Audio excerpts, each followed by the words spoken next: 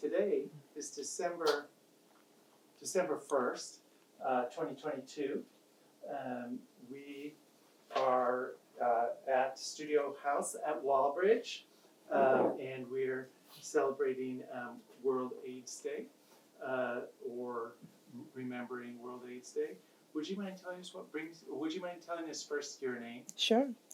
My name is Reverend Dr. Julianne Robertson, Esquire.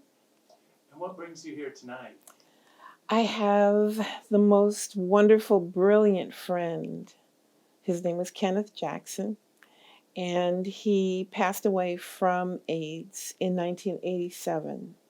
He was a lawyer, a operatic baritone, a well-read, wonderful human being. And when he became ill, he lost parts of himself. And I stayed with him through the process, and it was excruciating. Watching him become ill and pass away was only part of the process. The process that continues to this very moment is the fact that there was a place for him in my life. There was a place for him in my children's lives and in the lives of my family that never got filled because he was gone. I talked about him, I told my children about him, and I was able to draw a picture of who he was and what he meant to me. But that's only a shadow, and I really wanted him to still be there. So I'm here tonight to do a performance of a child who has lost someone that they never met. And so the grief process has so many aspects to it, some of which are directly related to the individual, but some are related to the space that we can never fill. And so that's what brings me here tonight. So as an artist, how do you connect your art to your activism, or see it related to activism? I'm an attorney, but I'm also an ordained minister.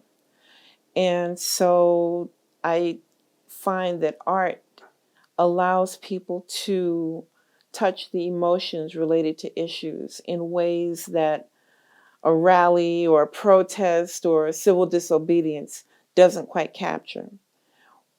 Through our art, we're able to take the receiver, the listener, to an emotional place where they're able to stand in compassion, heart to heart, with the issue in a way that our anger or our rage or our indignation can't take us. And so for me, art is an expression of my unconditional love to anyone that I'm in communion with at any given time. Could you tell us a bit about your art and how you got into that? I used to run the puppet ministry at my church, my old church, Metropolitan AME. And then when I became an associate pastor at Plymouth Congregational Church, I found a cast of 7 adorable puppets. And I have an old grandma puppet, I have a young man puppet, and I have a teenager. And her name is Gina P. Puppet, and she will be coming out tonight to talk to the audience. So that's how I got started. And are these puppets you've designed yourself?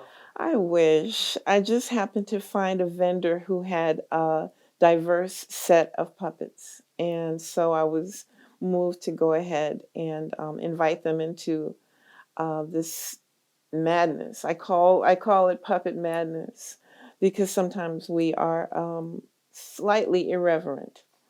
But our job is to reach people wherever we are. That's wonderful. Could you tell us a bit more about your friend who you're here to honor tonight? I want to get through our talk and performance without becoming emotional. But of course, emotion is the currency that we trade in describing the loss of someone who was just a tremendous human being. We were both lawyers in a firm in 1986 or so. And he became ill in late 1986 and told me about in his illness. We went to brunch. And I think he selected the restaurant so that when he told me, I couldn't cry. I couldn't really react. And so we had a couple of mimosas. And he said, I need to tell you that I have AIDS.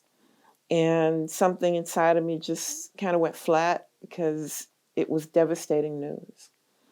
But he became ill, and his sister and brother and parents were in different parts of the country. And so it was easy to stick like glue to him because we had a wonderful friendship. And so he was hospitalized, and the hospital staff didn't treat him very well at all. They wouldn't change his bed, they wouldn't clean the room, they wouldn't bring him water. And I noticed that whenever I would visit, he was alone, like really alone. And so, I came more often and I'd get his water and I'd clip his toenails and I'd rub his feet because the stigma attached to the disease was just horrible at that time. And people were in a state of panic and a certain degree of ignorance about how the disorder was transmitted.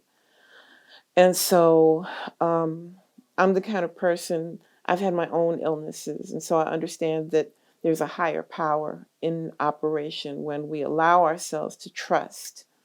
And so I never really had, even though I was pregnant at the time, I just didn't have fear. I knew that everything would be okay, other than the fact that I was losing my best friend. So eventually, he developed the parasitic sympathetic illnesses. He had thrush, and then his optic nerve was impaired and he lost his vision. And eventually, he became unresponsive, and it was gradual, but it was also devastating to see. He went from being a hilarious, brilliant, wonderful human being who lit up a room anywhere he went to lying, to the point of death. There was one time when he asked me if I would administer a lethal dose of painkillers to him. And in all honesty, I didn't want him to suffer, so I considered it. But then the hospice staff let me know that if he died under those circumstances, they would make sure I got prosecuted. So I couldn't do it. But his suffering went on, and it was excruciating to see. So, honestly, it was an honor to have him as a friend. It was an honor to be there for him. If I had to do it all over again, I would most certainly do it. I'm thrilled that there are medicines that prevent the virus from taking hold and that prolong a healthy life for people. I wish it had been available for Kenneth while he was alive. Thank you. Anything else you'd like to share with us? If you have a person in your life that you love, don't let anything separate you from them. Not disease, not illness, not argument, nothing. Because life is fleeting and you need every moment that you have. Thank you so much. You're very welcome.